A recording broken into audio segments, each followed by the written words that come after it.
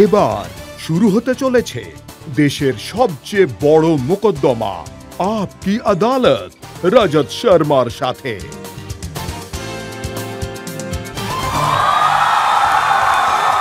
নমস্কার, thank you. আসুন শুরু করা যাক আপকি আদালতে আজকের মোকদ্দমা। আজ আমাদের অতিথি হলেন সাউথ ইন্ডিয়ার এমন একজন নেতা যিনি বড় বড় তাবড় নেতাদের ঘোল খাওয়াতে ওস্তাদ। কিভাবে ভোটে জিততে হয় উনি জানেন। যিনি সাউথ ইন্ডিয়ার সব থেকে পপুলার নেতাদের মধ্যে একজন। উনি ইয়াং, ভাইব্রেন্ট। প্লিজ ওয়েলকাম তেলেঙ্গানার মুখ্যমন্ত্রী রেবন্ত রেড্ডি।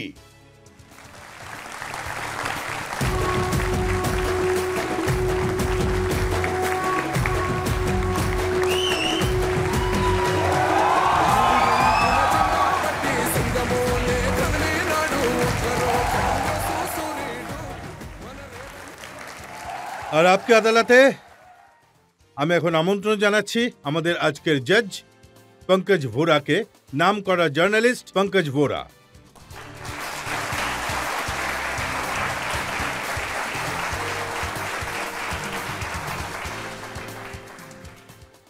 আপনার এন্ট্রির সময় যে গানটা বাজানো হয়েছিল সেটা আরেকবার শোনা যাক।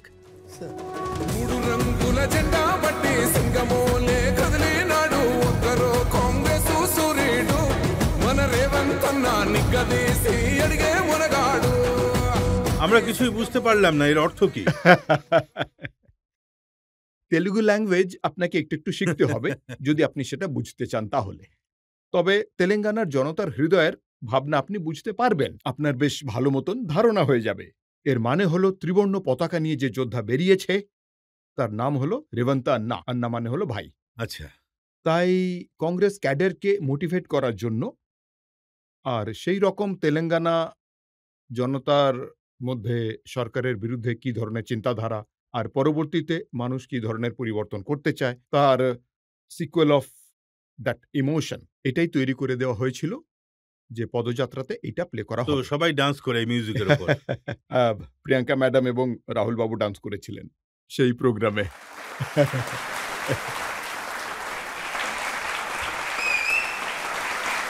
আজকের মোকদ্দমা শুরু করা হোক। আজকের মোকদ্দমায় প্রথম অভিযোগ তোলার আগে তেলেঙ্গানার মুখ্যমন্ত্রীর ওপর একবার নজর বোলাবো রেবন্ত রেড্ডির পলিটিক্যাল ক্যারিয়ারের দিকে। আপকি আদালতে আমাদের আজকের অতিথি রেবন্ত রেড্ডি হলেন তেলেঙ্গানার চিফ মিনিস্টার, রাজ্যের সবচেয়ে পপুলার লিডার উনি। রেবন্ত রেড্ডি হলেন একজন অসাধারণ ক্যাম্পেনার আর মেটিকুলাস প্ল্যানারও বটে। রেবন্ত রেড্ডি হায়দ্রাবাদের ওসমানিয়া ইউনিভার্সিটি থেকে আর্টস গ্র্যাজুয়েট হয়েছেন। রেবন্ত রেড্ডি তার পলিটিক্যাল ক্যারিয়ার এবিপি থেকে একজন স্টুডেন্ট লিডার রূপে শুরু করেছিলেন। রেবন্ত রেড্ডি একজন ইন্ডিপেন্ডেন্ট রূপে এমএলসি হয়েছেন। তারপর রেবন্ত রেড্ডি চন্দ্রবাবু নাইডুর তেলুগু দেশম পার্টি জয়েন করেছিলেন। টিডিপি থেকে অন্ধ্রপ্রদেশ অ্যাসেম্বলির জন্য ইলেক্ট হয়েছিলেন। 2014-তে রেবন্ত রেড্ডি তেলেঙ্গানা অ্যাসেম্বলি ভোট জিতেছেন। পিডিপির ফ্লোর লিডার হয়েছিলেন। 2017-তে রেবন্ত রেড্ডি রাহুল গান্ধীর আমন্ত্রণে কংগ্রেস জয়েন করেছিলেন। রেবন্ত রেড্ডি অ্যাসেম্বলি ইলেকশনে হেরে গিয়েছিলেন, কিন্তু উনি নিজের পরিশ্রমের মাধ্যমে তেলেঙ্গানাতে কংগ্রেসকে আবার দাঁড় করিয়েছিলেন। অ্যাসেম্বলি ইলেকশনের প্রায় 2 বছর আগে তেলেঙ্গানা প্রদেশ কংগ্রেসের প্রেসিডেন্ট রূপে অ্যাপয়েন্ট করা হয়েছিল ওনাকে।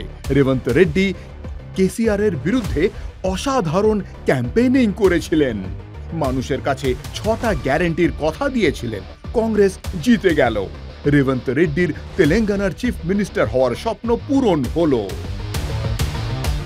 পাওয়ারফুল ওরেটর, ফুটবলার, ফিল্মের ভক্ত রেবন্ত রেড্ডি আপকি আদালতে নিজের মোকদ্দমা আজ নিজেই লড়বেন। তাহলে আসুন শুরু করা যাক আজকের মোকদ্দমা আপকি আদালতে। আজকের প্রথম অভিযোগ তেলেঙ্গানার মুখ্যমন্ত্রী রেবন্ত রেড্ডির ওপর। আপকি আদালতে তেলেঙ্গানার মুখ্যমন্ত্রী রেবন্ত রেড্ডির ওপর অভিযোগ হলো যে উনি নিজের ইচ্ছে মতোই কাজ করেন। রেড্ডি সাহেব, আমি আপনার ছোটবেলার ব্যাকগ্রাউন্ড দেখলাম। পড়াশোনায় ভালো ছিলেন, টপার ছিলেন, বাড়ির লোকজন খুশি ছিল, আপনার বাবাও পুলিশ প্রধান ছিলেন, বেশ নামডাক ছিল। তখন থেকে আমি এটা করব, আমি ওটা করব, আমার ইচ্ছে। আপনার যা ইচ্ছা তাই করেছেন। সেটা খুবই দরকার। আপনি যদি জীবনে উন্নতি করতে চান, আপনি যা ভাবেন সেটাই যদি করেন, তাহলে আপনি জীবনে উন্নতি করতে পারবেন। সেজন্য আমি যা ভেবেছি তার ফলাফল আজ আপনারা দেখতে পাচ্ছেন। নিজের ইচ্ছে অনুযায়ী যেসব কাজ করেছি তার জন্য মুখ্যমন্ত্রী হয়েছি। না হলে হয়তো আমিও সরকারি চাকরি করতাম। সরকারি চাকরিতে কোনো একটা পদে থাকতাম। আদারওয়াইজ আমার আত্মীয়-স্বজনরা, বন্ধুরা সবাই ইউএসএ গেছে। ইউএসএ একজন সফটওয়্যার ইঞ্জিনিয়ার বা আরো অন্য কিছু হয়ে আমি কাজ করতাম। আজ তো কোথাও না কোথাও তার ফল দেখতে পাওয়া যাচ্ছে, তাই কিন্তু এটাও তো সত্যি যে আপনি ছোটবেলায় খুবই দুষ্টুমি করতেন আর ধরাও পড়তেন না। ধরা তো আর পড়িনি। তাহলে কি করে বলব দুষ্টুমি করতাম কিনা? যদি ধরা পড়তাম তাহলে বোঝা যেত যে আমি বদমাশি করতাম। এখনো ধরা পড়িনি। আপনার নিজের ইচ্ছা অনুযায়ী আপনি অনেক কাজ করেছেন জানি। আপনার মা পুরনো বাড়িতে থাকতে চেয়েছিলেন। বাড়িটা ছিল ৩০০ বছরের পুরনো। আপনি সেটা ডিমোলিশ করে দিয়েছেন আর মাকে সেটা জানাননি। ওনাকে হায়দ্রাবাদে ডেকে এনে। করেছি। সেটা পুরনো বাড়ি ছিল। মানে হলো আমাদের পরিবার ঠাকুরদা, তার ঠাকুরদা সব মিলে অনেক বড় বাড়ি। গ্রামে আমরা ৭ ভাই ছিলাম। ১ বোন ছিল। আমরা ৭ ভাই এখন বাইরে থাকি। কেউ ইউএসএ চলে গেছে, কেউ হায়দ্রাবাদে, আরো কয়েকজন অন্য কোথাও আরকি। গ্রামে আমার মা একাই থাকে। মানে হলো বাড়িটা তো পুরনো হয়ে গেছে। অনেক বেশি মেইনটেন্যান্স এর প্রয়োজন। মায়ের কথা হলো আমি যতদিন বাঁচবো ততদিন এই বাড়িতেই থাকবো। একদম সোজা কথা। তাই আমি ভাবলাম মায়ের কষ্ট দূর করার জন্য মাকে হায়দ্রাবাদে ডেকে আনলাম। হ্যাঁ, জেসিবি পাঠিয়ে গোটা বাড়িটা ভেঙে দিলাম। ১ সপ্তাহ পর মা জানতে পারল যে বাড়ি ভাঙা হয়ে গেছে। তাই খুব রাগ করেছিলেন উনি যে, "এটা কেন করলি তুই?" মনে এসেছিল করে দিয়েছেন। যখন চুটিয়ে প্রেম করছিলেন তখন আপনি ইন্টার কলেজের মেয়েদের ইমপ্রেস করার জন্য পুরো দমে চেষ্টা চালিয়েছিলেন।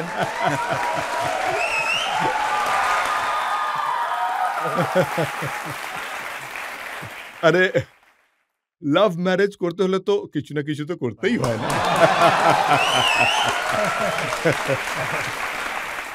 কিন্তু আহ, আমি শুনেছি যে মেয়ের মা-বাবা রাজি ছিল না আর আপনার হাত থেকে বাঁচানোর জন্যে মেয়েকে দিল্লি পাঠিয়ে দিয়েছিল। আর বাবা দিল্লি আর কত দূরে? ৭ সমুদ্র পাড়েও যদি থাকতো তাহলেও আমি যেতাম। আজকাল দিল্লি যাওয়া কোনো ব্যাপার নয়। পাঠিয়ে দিয়েছিল, আমিও গেছিলাম। দিল্লি ঘুরেও দেখেছি। দিল্লি তারপর আপনি আজ ডেকে পাঠালেন।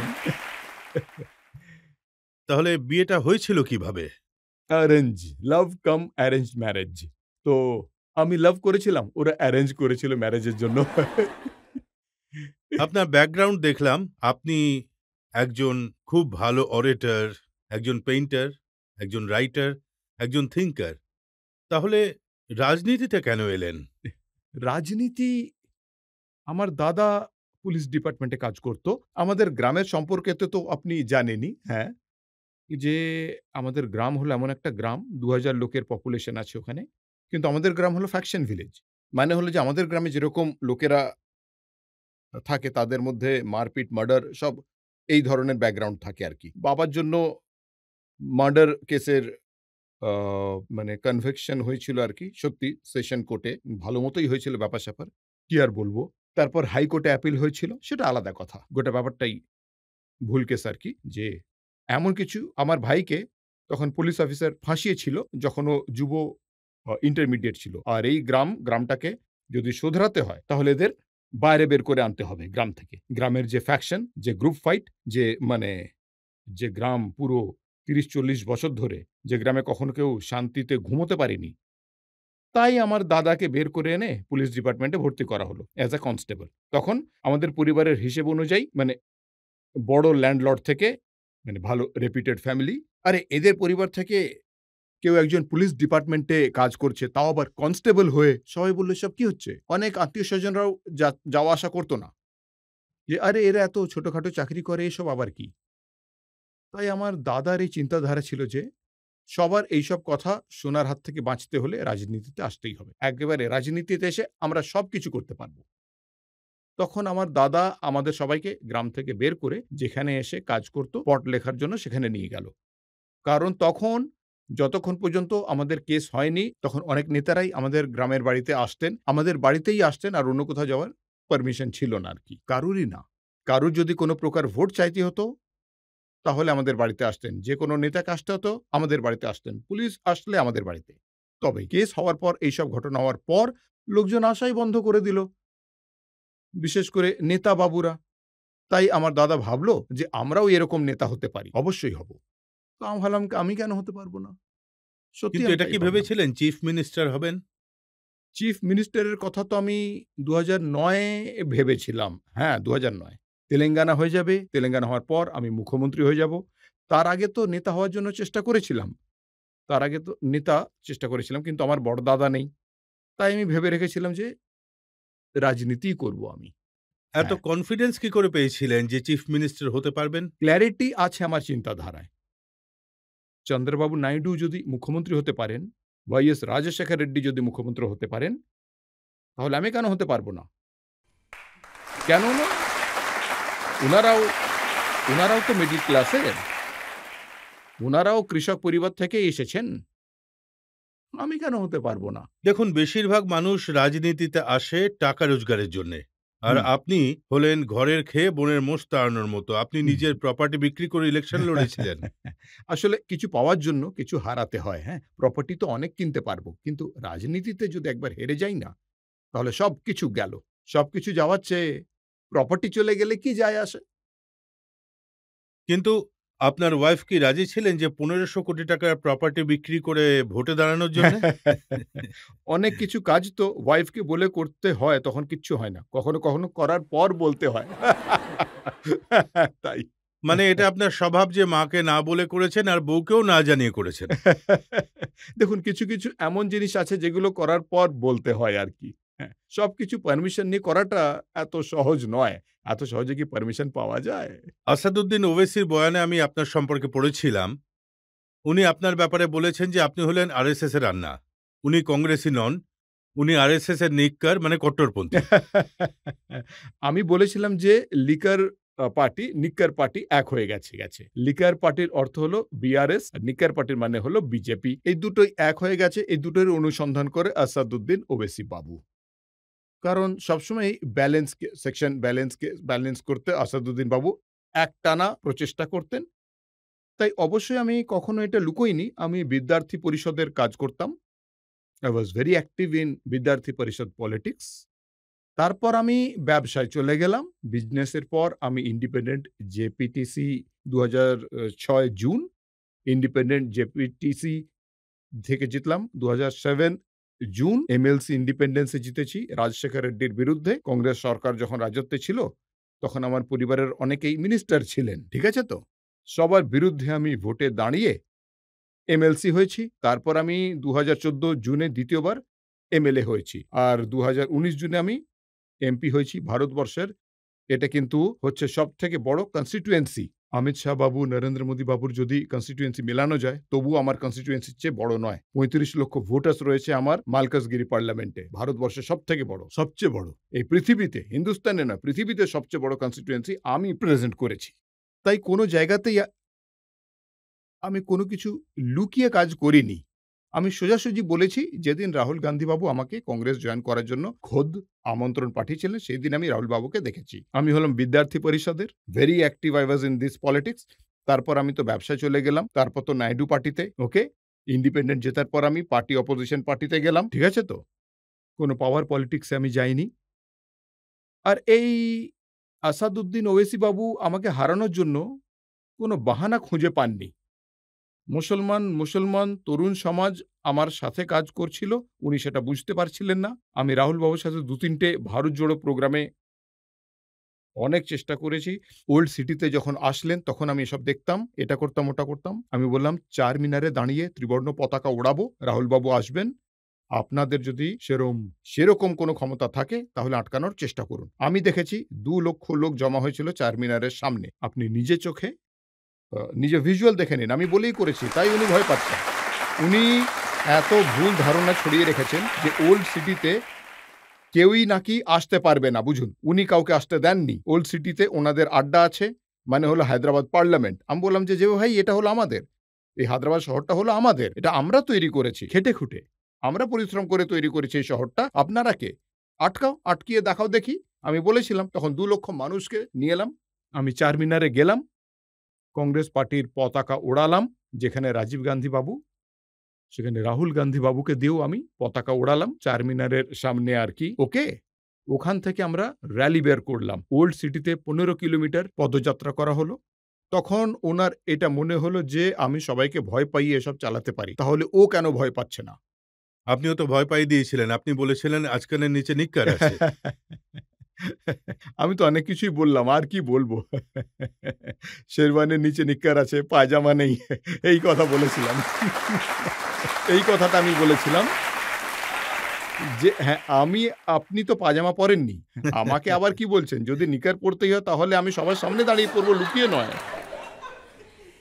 কিন্তু রাহুল গান্ধী সম্পর্কে বেশিরভাগ লোকই এই কথা বলে যে উনি কারোর সাথে বেশি কথা বলেন না, কারোর সাথে দেখা করেন না। তো আপনি কি করে রাহুল গান্ধীকে পটালেন?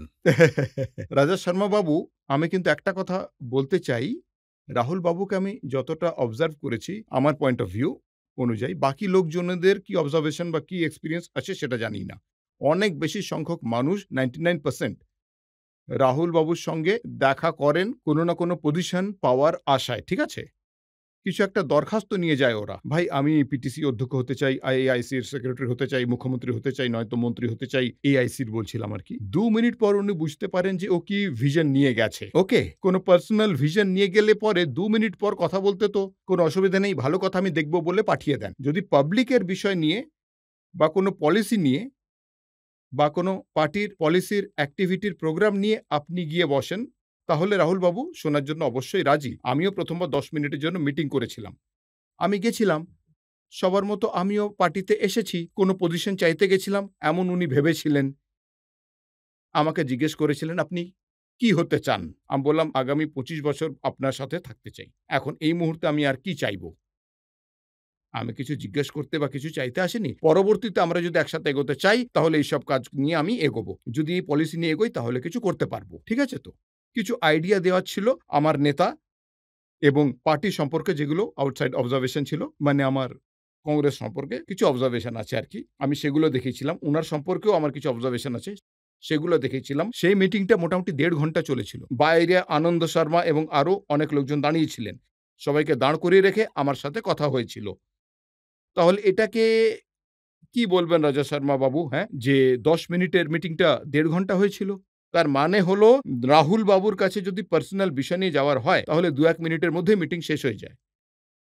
জনতার বিষয় নিয়ে বা পার্টির বিষয় নিয়ে যদি আপনি যান, তাহলে কিন্তু কোন রকম সমস্যাই হবে না। উনি অনেকটা সময় দেবেন আপনাকে। অলঙ্কার আর কৌশলবাবু ওনাকে ইশারা করতেন যে সময় হয়ে গেছে।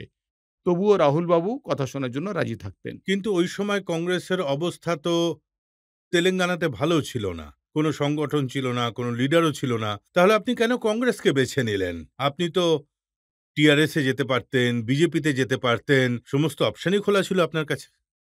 তখন আমি নাইডু পার্টিতে ছিলাম। নাইডু পার্টি ওয়াজ ইন্ডিয়ান অ্যালায়েন্স। আমরা তখন সরকারে ছিলাম। অন্ধ্রপ্রদেশের সরকার ছিল, কেন্দ্রীয় সরকার ছিল। নাইডু পার্টির এমপিরাও আর মন্ত্রীরাও ছিলেন। আশা গজপতি বাবু, সুষমা চৌধুরী ম্যাডামও ছিলেন। যদি চাইতাম আমি রাজ্যসভা থেকে কেন্দ্রীয় মন্ত্রীও হতে পারতাম। আমার সমস্ত কিছু আমার পার্সোনাল ইন্টারেস্ট বা পার্সোনাল স্যাটিসফ্যাকশন ছিল, কিন্তু তেলেঙ্গানার জনসাধারণের জন্য লড়াই করার মতো কেউ ছিল না। জনতা, আমি নাইডু পার্টি এই কারণে ছেড়েছি, কারণ ডিএনএ প্রবলেম মানে হলো এই আন্ধ্রা পার্টি। আমি আচ্ছা, যতই পরিশ্রম করি না কেন, ফাইনালি কেসিআর বলতো যে এই পার্টি কোথা থেকে এসেছে? অন্ধ্রের পার্টি অন্ধ্রের প্রতি ওকালতি করে যাচ্ছে। এও হলো অন্ধ্রের খোসামতগারী। এই কথা দিয়ে শেষ করে দিত। আমি আমি ভাবলাম যে এরপর কেসিআর এর সাথে লড়তে গেলে কিভাবে লড়বো?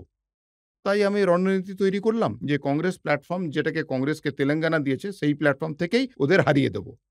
তাই কংগ্রেস প্ল্যাটফর্ম যখন যেদিন আমি আমি এমএলসি ইন্ডিপেন্ডেন্ট জিতেছিলাম, তখন Naidu was in a bad position, in opposition. মানে ৪০ জন এমএলএ ছিল। রাজশেখর রেড্ডি বাবুর যে সময় চলছিল, তখন নাইডু বাবুর কিছুই ছিল না। তখন আমি অপোজিশন পার্টিকে বেছে নিলাম জনতার হয়ে লড়াই করার জন্য। ব্যাস আর কি। ২০১৭ এ যখন আমি নাইডু পার্টি ছাড়ার জন্য রাজি হলাম, তখন আমি পাওয়ার পলিটিক্সে বা বিজেপিতে বা কেসিআর এর পাওয়ারে চলে যায়নি কিন্তু। My opposition party Congress was very weak in at that time in central and state. তাই আমি জনতার হয়ে লড়তে চেয়েছিলাম। আমি নেতা হতে চাইনি। আমি ইলেক্টেড রিপ্রেজেন্টেটিভ হওয়ার জন্য চেষ্টা করিনি আরকি। আমি মন্ত্রী হওয়ার জন্যও চেষ্টা করিনি। ঠিক আছে তো? লিডার আর ইলেক্টেড রিপ্রেজেন্টেটিভ এর মধ্যে পার্থক্য আছে। আমি লিডার হতে চাইছিলাম। তাই একটা প্ল্যাটফর্ম দরকার ছিল। হ্যাঁ, প্ল্যাটফর্ম তৈরি করতে চাইলে জনতার হয়ে কাজ করতে হবে। তাই তেলেঙ্গানার ৪ কোটি জনতার জন্য আমি লড়াই করতে চেয়েছিলাম। সেই জন্য আমি কংগ্রেস জয়েন করেছিলাম। কিন্তু কংগ্রেসকে দাঁড় করানো খুবই কঠিন কাজ ছিল। ২ বছরে কি করে করলেন আপনি? প্রতিটা জিনিসের জন্য আচ্ছা দেখুন রজত শর্মা বাবু আপনার প্রায় ৩০ বছর হয়ে গেছে হয়তো। এইমাত্র আমি শুনছিলাম যে আপনি কত পরিশ্রম করে এই আপ কি আদালতকে দাঁড় করিয়েছেন। আপনি ঠিক তো আছে? ২ বছরেই কংগ্রেসকে তেলেঙ্গানায় দাঁড় করিয়ে দিয়েছেন। তাই কনভিকশন দিয়ে আমি আমার মতে এখানে অনেক ইয়ংস্টাররা রয়েছে। যে কাজই করো না কেন কনভিকশন দ্বারা কাজ করো। তুমি যে পারসেপশন ক্রিয়েট করবে সেটাই ভালো হবে, সেটাই খারাপ হবে। কিছু মানুষের তেলেঙ্গানা দেওয়াটা খারাপ লাগে, কিছু মানুষের তেলেঙ্গানা দেওয়াটা ভালো লাগে। যে পারসেপশনটা ক্রিয়েট করা হবে সেটাই পারসেপশন হয়ে যাবে।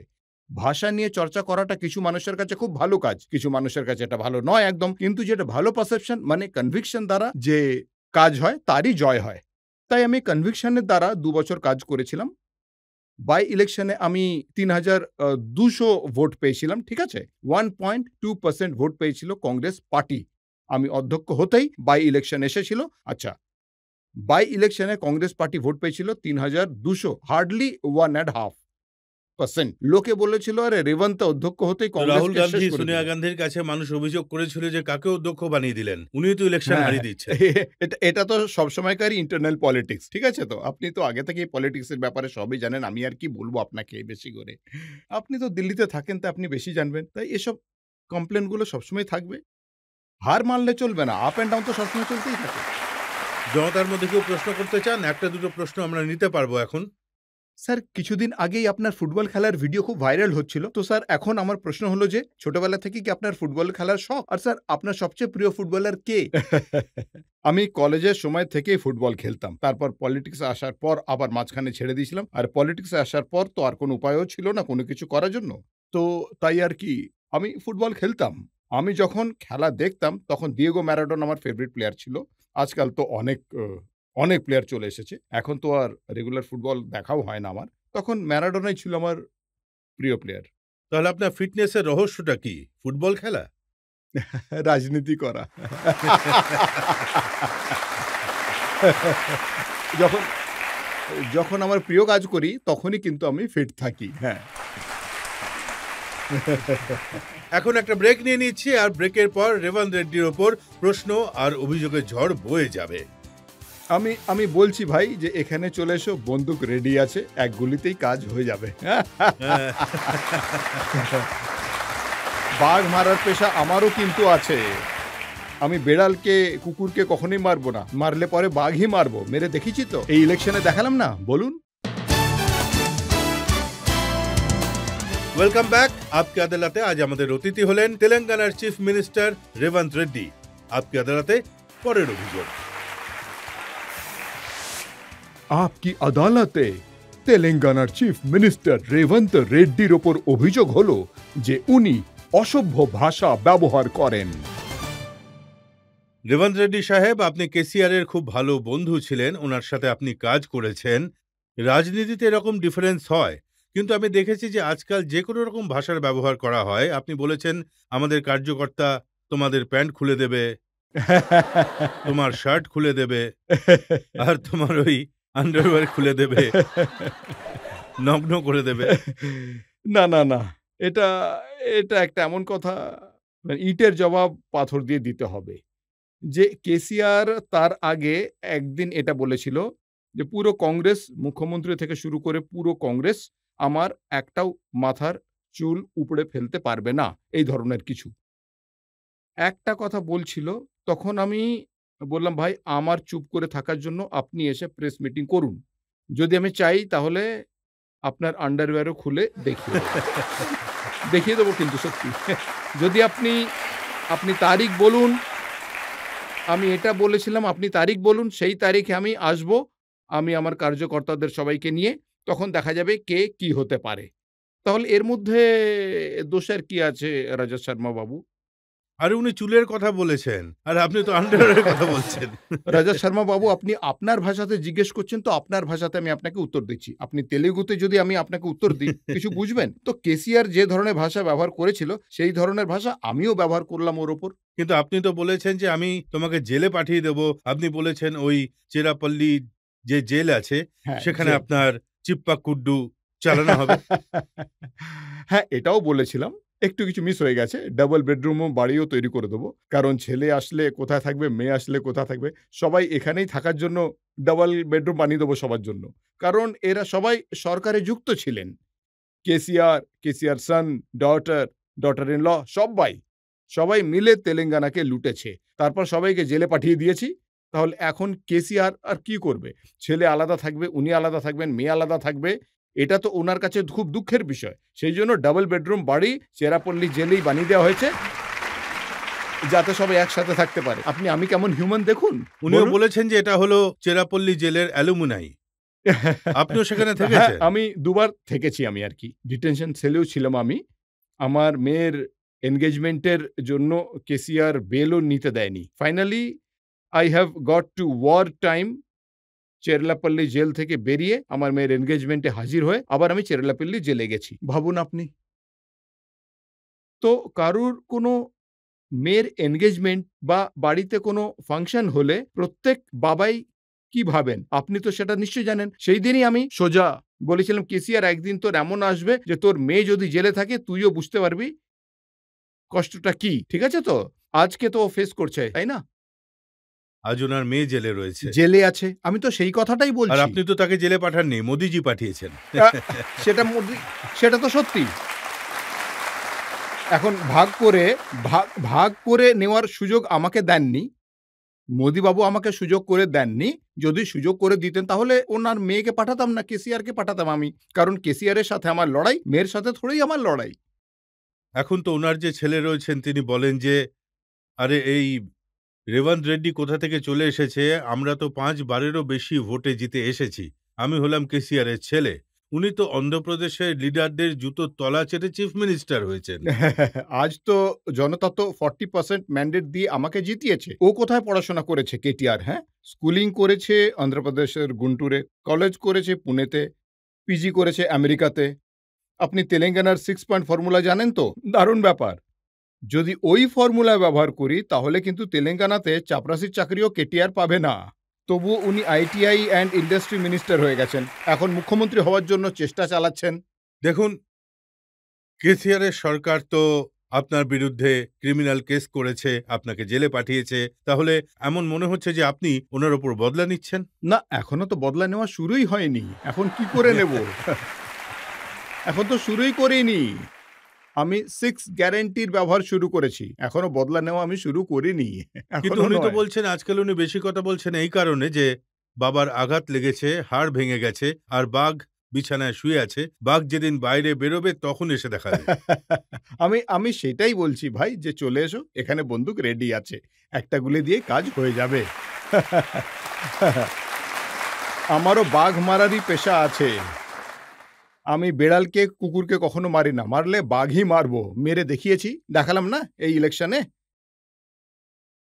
হারিয়ে দেখিয়েছি তো। কেসিআর প্রেসিডেন্ট ছিল ওদের পার্টির। আমি ছিলাম কংগ্রেস পার্টির অধ্যক্ষ। আমি ওনাকে হারিয়ে দেখেছি। আমি বলে এসেছিলাম ওনাকে। তো হাসপাতালে যখন ওনাকে দেখতে গেছিলেন, উনি বিছানায় শুয়েছিলেন, কি বলেছিলেন ওনাকে? এটা খুবই পার্সোনাল। এটা ডিসক্লোজ করতে চাই না আমি একদম। কারণ রাজনীতিতে এমন কিছু রিলেশন আছে যেগুলো একটু আলাদা। উনি একটু কষ্টে ছিলেন। তো একদিকে হলো চিফ মিনিস্টার আর অন্যদিকে অপোজিশন লিডার। তাই তো আমি ওনাকে ফিজিক্যালি কিছু অ্যাসল্ট করার জন্য কি থোড়েই চিন্তা করছিলাম নাকি? তা আমি যখন দেখুন, অ্যাসল্ট মাঝরাতে তো দু তরফ থেকেই চলে। এখন কেটিআর বলছেন যে রাহুল গান্ধী যিনি আছেন তিনি হলেন ন্যাশনাল পাপ্পু, আর রেবন্ত রেড্ডি যিনি আছেন উনি হলেন তেলেঙ্গানার পাপ্পু। একই রকম। পাপ্পু মানে হলো ডাল।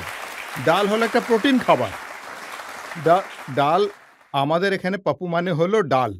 ডাল হলো প্রোটিন ফুড, তাই না? হেলথের জন্য খুবই ভালো। আজকাল তো সবাই ভেজিটেরিয়ান হয়ে যাচ্ছে। আমি কি থোড়েই হিরোইন, নয়তো কোকেন, না হলে গাঁজা কি খাবো নাকি? আপনারা হলেন সেটা। এর মধ্যে এতটাই পার্থক্য, আপনারা হলেন নেশার জিনিস, আমি তো হলাম ডাল, আর ডাল রীতিমতো ভালো খাবার আপনি পক্ষে। বলেছেন কেটিআর ড্রাগ প্যাডলারদের ব্র্যান্ড অ্যাম্বাসাডর। আসলে আমাদের মধ্যে একবার চর্চা হচ্ছিল ড্রাগস নিয়ে, তখন আমি বললাম যে ভাই আমরা ইউথের একটা রোল মডেল হব, ব্লাডের সব রকম স্যাম্পল দিয়ে দেবো আমরা, ঠিক আছে? আমরা একটা চ্যালেঞ্জ করেছিলাম, white challenge, that is called have challenge with 3 person.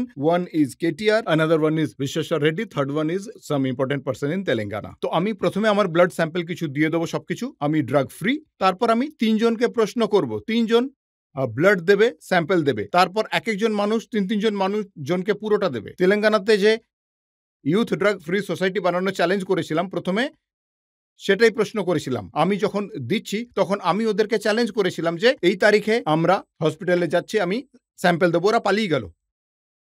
কেন পালিয়ে গেল? ভাই আপনারা ড্রাগস নিচ্ছেন কি নিচ্ছেন না আমি কিছুই বলছি না, আমি শুধু এইটুকু বলেছি হোয়াইট চ্যালেঞ্জ। আজকাল তো আপনি জানেন পাঞ্জাবে কি কি চলছে, তেলেঙ্গানাতে কি কি হচ্ছে, আরো অন্যান্য জায়গায় কি সব হচ্ছে, কসমোপলিটন সিটিতে ড্রাগের কত বড় প্রত্যেকটা সিটিতে সমস্যা। এটা একটা বড় সমস্যা। তাই আমরা হলাম ইউথের জন্য রোল মডেল, আমরা হলাম নেতা, আমরা সঠিক পথের সিদ্ধান্ত নিচ্ছিলাম ইউথের জন্য। তাহলে আমাদের হোয়াইট চ্যালেঞ্জ নিতে সমস্যাটা কোথায়? হ্যাঁ, আর আজকাল যে ওদের সময়কার পুলিশ অফিসার ছিল, ইন্টেলিজেন্সের চিফ ছিল, তাদের আপনারা এক এক করে জেলে ভরছেন। ওরা দেশ ছেড়ে পালিয়ে গেছে, আমেরিকাতে আছে। যে চিফ ছিল কাশিম রিজভি তো পালিয়ে গেছে, বাকি সবাই ধরা পড়েছে। এখন তো এইসবই চলছে, টেলিফোন ট্যাপিং এর ব্যাপারে, হ্যাকিং এর ব্যাপারে, মোবাইল ফোন ট্যাপিং এর ব্যাপারে ওরা বলছে এটা 2-4 জনের কাজ ছিল, এত বড় ক্রাইমও ছিল না যে আপনি পুলিশ অফিসারদের জেলে ঢুকিয়ে দেবেন। এখন তো এনকোয়ারি তদন্ত চলছে, এখন তো এনকোয়ারি চলছে। Illegal intersection is a crime. এখন লিগ্যাল ইন্টারসেকশন আইএসআই এজেন্টের জন্য, নকশালবাদীদের জন্য, অন্য যে কোনো কারোর জন্য আপনি করতে পারেন, আপনি বাজেয়াপ্ত করতে পারেন, এটা officially allowed. Unofficially thousand of members, business tycoons, যারা রিয়েল এস্টেটে আছে, পলিটিশিয়ান রয়েছে, যারা পরিবার রয়েছে, কাউকেই ছাড়া হয়নি। এটা কি ধরনের পদ্ধতি? কোন দেশে সবার এরকম? ফোন ট্যাপ করানো হয়েছিল। হ্যাঁ, এটা কি ধরনের পদ্ধতি? এরকম লোককে কি ছাড়া উচিত নাকি? এরপর যদি এদের চেয়েও খারাপ মানুষ চেয়ারে বসে, তাহলে প্রাইভেসিটা কোথায় থাকবে? একজন হাজব্যান্ড ওয়াইফের মধ্যে যে কথাবার্তা হয় সেসব আপনি শোনার চেষ্টা করছেন। এটা কি ধরনের কাজ? কোন দেশে এরকম হয়? হ্যাঁ, আমরা এই ধরনের মানুষদের কেন ছেড়ে দেবো?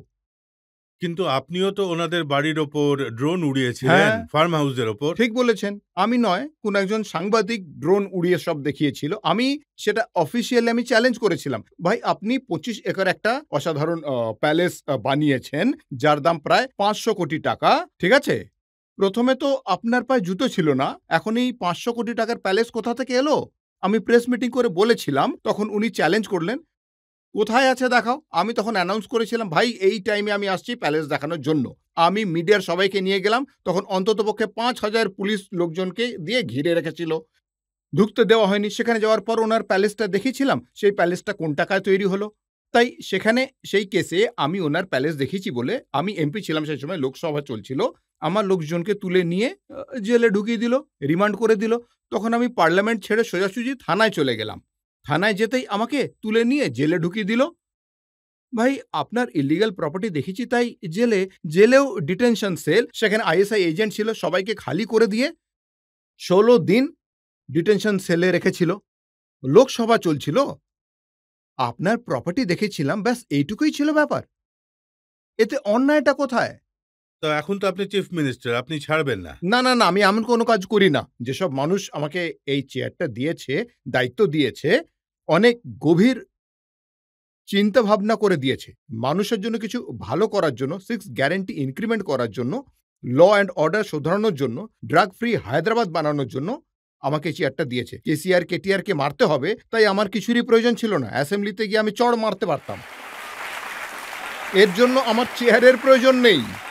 এই ধরনের অন্যায় কাজ আমি করি না। এটা একটা বিরাট বড় দায়িত্ব। ভরসা করে এই দায়িত্ব দেওয়া হয়েছে আমায়। সেই ভরসা আমি ভাঙতে চাই না। কিন্তু আপনি থ্রু আউট দ্য ক্যাম্পেইনে অভিযোগ জানিয়েছিলেন যে উনি অনেক করাপশন করেছেন, এক্সটর্শন করেছেন, নানা রকম ক্রাইম করেছেন। তাহলে এগুলোর এনকোয়ারি হবে? অলরেডি এনকোয়ারি অর্ডার দিয়ে দেওয়া হয়েছে। কালেশ্বর প্রজেক্টে জুডিশিয়াল এনকোয়ারি করা হয়েছে। পাওয়ার পারচেজে জুডিশিয়াল এনকোয়ারির আদেশ দিয়ে দিয়েছি আমি। আমি পার্সোনালি কোনো এনকোয়ারি অফিসার হতে চাই না। ঠিক আছে তো? এই প্রসিজিয়ারের হিসেব অনুযায়ী এনকোয়ারি করা হবে, এনকোয়ারিতে যে আউটকাম আসবে সেই পদ্ধতিতে পরেশ সেই সারামের পদ্ধতিতে ব্যাপারে আমি ওনার বয়ান পড়েছিলাম। উনি বলেছিলেন যে এতে অভিযোগ করা হয়েছে রাহুল গান্ধীজি বলেছেন ১,০০,০০০ কোটি টাকার কেলেঙ্কারি হয়েছে, কিন্তু সেই প্রজেক্টটাই ছিল ৮০,০০০ কোটি টাকার। উনি ভুল কথা বলছেন। সেই জন্য আমি অ্যাসেম্বলিতে হোয়াইট পেপার রিলিজ করেছি, ঠিক আছে? হরিশ রাব ইরিগেশন মিনিস্টার যে হলেন কেসিআর এর ভাগ্নে, উনাকে আমি জিজ্ঞাসা করেছিলাম, ভাই তুমি এই বয়ান দিয়েছো? এখনো পর্যন্ত ১,২,০০০ কোটি পেমেন্ট করা হয়েছে। Project design for 1,47 crore including CAG রিপোর্টও দেওয়া হয়েছে। আপনি কেন মিথ্যে কথা বলছেন? উনি কিছুই বলেননি। আসল ব্যাপারটা হলো মিথ্যে কথা বলার ক্ষেত্রে যদি কোনো মেডেল দেওয়া হয় ভারতবর্ষে, তাহলে বাবা ছেলে দুজনকেই ইকুয়ালি দিতে হবে, আর কেউ সেই সুযোগ পাবেই না। জনতার থেকে দু একটা প্রশ্ন আমরা এখন নিতে পারি। শশী থারুর, যিনি হলেন আপনারই পার্টির একজন নেতা, উনি মিনিস্টারও ছিলেন আর উনি খুব ভালো ডিপ্লোম্যাটও। অ্যাট দ্য সেম টাইম উনি খুব এডুকেটেড, কিন্তু আপনি ওনাকে গাধা বলেছেন, এটা কেন স্যার? এর পেছনে কিছু কারণ রয়েছে। সে তো আমাদের স্কোর সেটেল হয়ে গেছে। এখন আবার আমাকে দিয়ে বলানোর চেষ্টা কেন করছো? কিছু কন্ট্রোভার্সি হয়েছিল অবশ্যই এর মধ্যে। উনি হায়দ্রাবাদ ভিজিট এসেছিলেন। উনি কেটিআর এর প্রশংসা করেছিলেন প্রচুর পরিমাণ। তখন আমি বললাম, কংগ্রেস পার্টির এমপি তেলেঙ্গানাতে এসে যার বিরুদ্ধে আমি লড়াই করছি, আমাদের হাজার কার্যকর্তা জেলে যাচ্ছে, আমি নিজে জেলে গেছি, আমার প্রপার্টি আমি লাইফ স্টেক করে যার বিরুদ্ধে লড়াই করছি, তার প্রশংসা করলে আমি কি তাকে আদর করব নাকি? আমি কি করতে পারি? হয় উনি কংগ্রেস পার্টিকে তেলেঙ্গানাতে বন্ধ করতে চান, না হলে এরকম নেতাদের এই ধরনের সার্টিফিকেট দেওয়াটাও পুরোপুরিভাবে বন্ধ করতে হবে। কংগ্রেসকে তো আর বন্ধ করতে পারি না, তাই ওনার এরকম স্টেটমেন্ট দেওয়াটা বন্ধ করানোর জন্যই আমি একটু চেষ্টা করেছিলাম। গাধা বলে দিয়েছিলেন। কিন্তু শশী থারুর তো এমন ইংরেজি বলেন যে কেউ বুঝতেই পারে না। তো উনি আপনাকে ইংরেজিতে কিছু বলেছিলেন কি? কিছু একটা বলেছিলেন, কিন্তু আমি সেটা বুঝিনি। আমি তো জেপি জেলা স্কুল, গভর্নমেন্ট স্কুলে পড়াশোনা করে এতদূর এসেছি। আমি তো ইংলিশ মিডিয়ামে পড়িনি। কারণ সেই জন্য আমি খুব একটা ভালো ইংরেজির ব্যাপারে জানি না আর কি। তাই এই কারণে আমি শান্তিতেও থাকি। হ্যাঁ, আমি বুঝতে পারছি। আমি এমন একটা স্কুলে পড়তাম যেখানে ইংরাজি পড়ানো হতো না। কিন্তু এটা অবশ্যই বলব যে আপনি একজন সাউথ ইন্ডিয়ান, তেলেগু মানুষ, কিন্তু হিন্দিটা খুব ভালো বলেন আপনি। এখন কমিউনিকেশনের জন্য একটু হিন্দি ভাষা তো শিখতেই হয়। হিন্দি তো আমাদের দেশের ভাষা। জবরদস্তি কেউ যদি ইমপ্লিমেন্ট করানোর জন্য চেষ্টা করে, তাহলে সেটা খুব সমস্যাজনক। আর সাউথে এটা খুব প্রবলেম। জবরদস্তি আমাদের উপর হিন্দি ইম্পোর্ট হ্যাঁ, করার বুঝতে চেষ্টা পারছি। করা হয়। এখন সত্যি তেলেঙ্গানা স্টেটে উর্দুও অনেকেই জানেন, বিকজ অফ নিজাম সরকার। এমনিতেও হিন্দি এখন পার্লামেন্টেও কিছু বলার জন্য ও একটু আধটু হিন্দি কোনদিন শিখতে প্রাইম হয়। মিনিস্টার হতে গেলেও তো একটু আধটু হিন্দি জানতে হবে। এখন দেখা যাক ভাগ্য কোথায় নিয়ে যায়। আমি আর কি বলবো রজত শর্মা বাবু। এখন একটা ব্রেক নিয়ে নেব, আর ব্রেকের পর আপকি আদালতে রেবন্ত রেড্ডির ওপর প্রশ্ন আর অভিযোগের ঝড় বয়ে যাবে। আমি কারুর ইচ্ছেতে হইনি, কিন্তু বাবার নাম নিয়ে, ঠাকুরদার নাম নিয়ে মুখ্যমন্ত্রী হইনি আমি পরিশ্রম করে মুখ্যমন্ত্রী হয়েছি। তাই কেটিআর এর সঙ্গে আমার কি যায় আসে? ওটা হলো ম্যানেজমেন্টের কোটা। ওয়েলকাম ব্যাক আপকি আদালতে। আজ আমাদের অতিথি হলেন তেলেঙ্গানার মুখ্যমন্ত্রী রেবন্ত রেড্ডি। আপকি আদালতে পরের অভিযোগ। আপকি আদালতে তেলেঙ্গানার চিফ মিনিস্টার রেবন্ত রেড্ডির ওপর অভিযোগ হলো যে রাজনীতিতে উনি দ্বিচারিতা করেন। রেবন্ত রেড্ডি সাহেব, রাহুল গান্ধীজি আপনাকে তৈরি করেছেন, আপনাকে সুযোগ দিয়েছেন, চিফ মিনিস্টার করেছেন। এখন রাহুল গান্ধী বলেন যে চৌকিদার হলো চোর, আর আপনি বলেন চৌকিদার হলো বড় ভাই। না, আপনি রজত শর্মা বাবু, সিচুয়েশনটাকে আগে আপনাদের বুঝতে হবে। যদি নরেন্দ্র মোদী বাবু being on a prime minister আমার প্রদেশে এসেছিলেন, প্রথমবার আমরা দুজন একই মঞ্চে বসেছিলাম। তো তখন আমি কিছু কথা তুলেছিলাম যে, নরেন্দ্র মোদী বাবু, আপনি হলেন বড় ভাই। Being prime minister, this country is a union of states.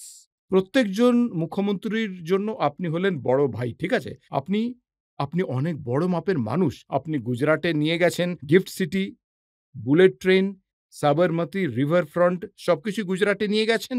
আমার তেলেঙ্গানার জন্য আপনি মুসি রিভার ফ্রন্ট দিন, মেট্রো রেল দিন, আর সেখানে ডেভেলপমেন্টের জন্য যত ফান্ডস আছে সেসব ফান্ডসগুলো আপনাকে বড় ভাইয়ের মতো দিতে হবে।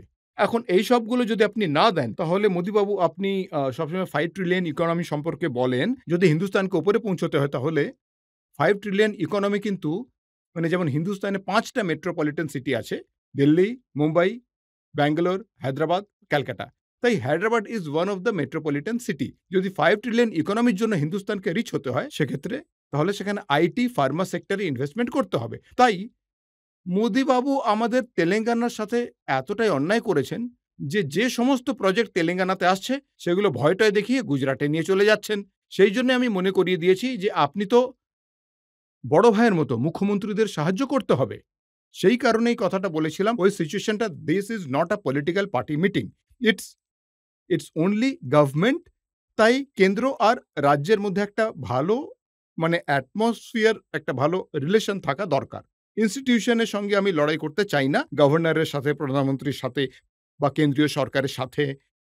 আমার লড়াই হলো শুধু সিদ্ধান্তবাদী লড়াই, রীতিমতো বিজেপির বিরুদ্ধে কিন্তু কংগ্রেসের। রাহুলজি তো রোজই ওনাদের সাথে লড়াই করেন। হ্যাঁ, সিদ্ধান্তবাদী লড়াই তো চলছেই। সে তো রাহুল বাবু নিজের চিন্তাধারা অনুযায়ী বলেছেন, সেটা আলাদা ব্যাপার। আমি মুখ্যমন্ত্রী হয়ে প্রধানমন্ত্রীকে যখন বলি আমার রাজ্যের জন্য যেটা প্রয়োজন সেটাকে তো আমাকে প্লেস করতেই হবে, ওনার সামনে করতে আমি হবে। আপনাকে আরো একটা উদাহরণ দিচ্ছি।